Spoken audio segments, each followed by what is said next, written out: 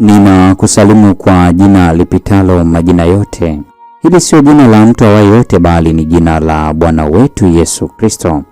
Ninakualika katika mfululizo wa masomo ya kesha la asubuhi kwa mwaka 2026. Hili ni somo linalosema Baba yetu anajali, mwandishi wake akiwa ni Ellen G. White.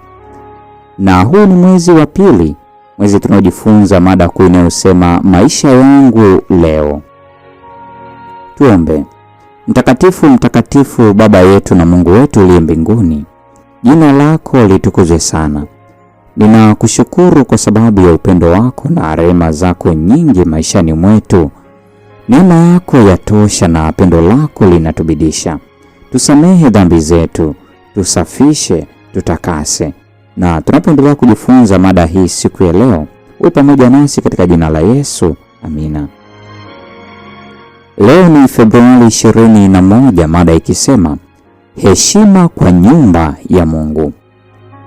Mada leo imejengeka katika kitabu cha Mambo ya Walawi sura ya 19 ya 30.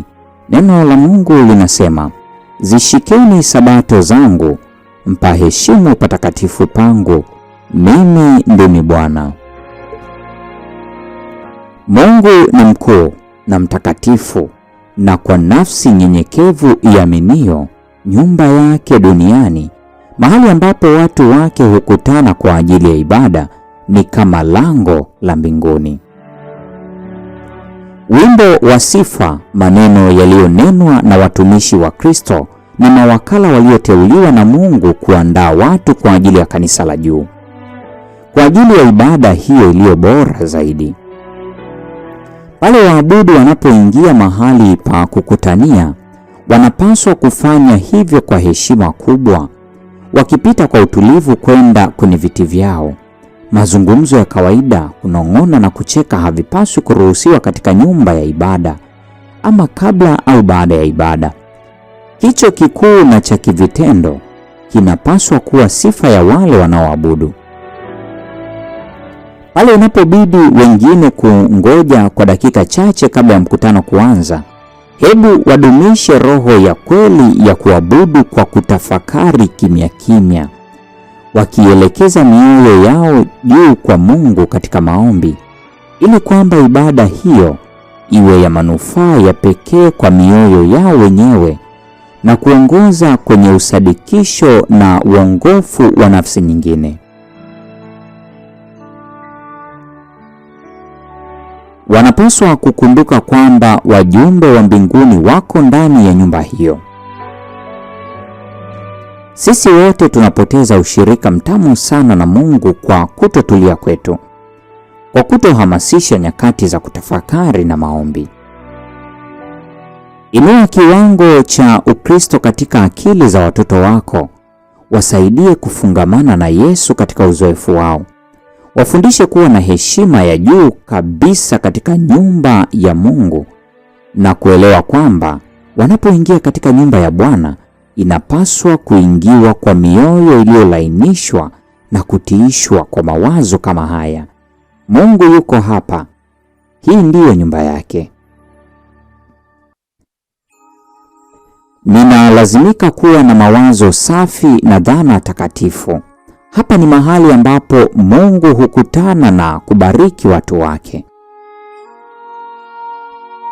Wazazi wasifundishe tu, bali pia wawaamuru watoto wao kuingia patakatifu kwa utulivu na kicho. Jizoeze kuwa na kicho hadi kitakapokuwa sehemu yako wewe mwenyewe. Hii ni Februari 21, mada ikisema heshima kwa nyumba ya Mungu.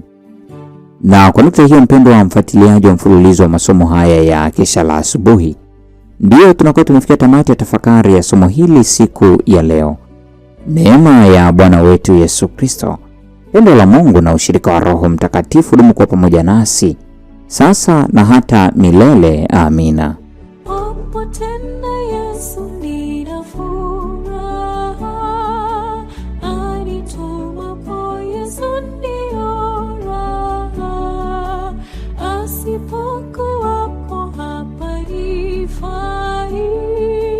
Akiwapo Yesu mimi sitishwi.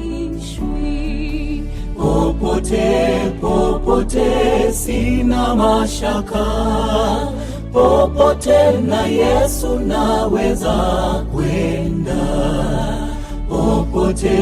Popote sina mashaka, popote na Yesu naweza kwenda.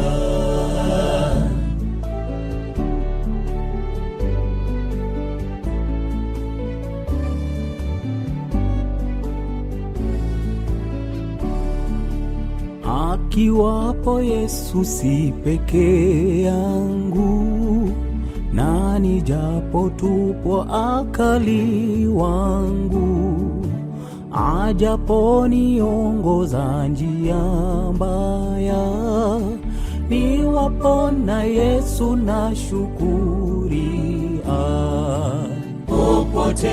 Popote sina mashaka, popote na Yesu naweza kwenda. Popote sina mashaka, popote na Yesu naweza kwenda.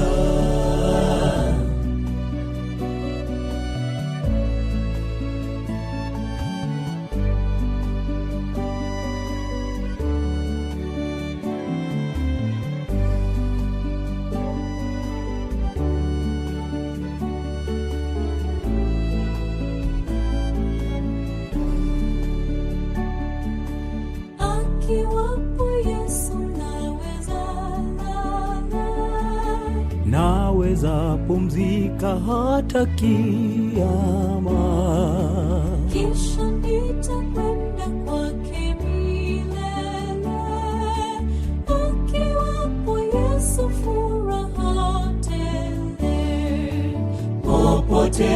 Popote sina mashaka, popote na Yesu naweza kwenda.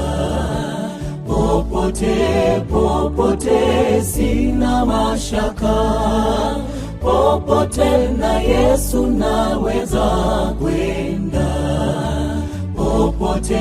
Popote sina mashaka, popote na Yesu naweza kwenda.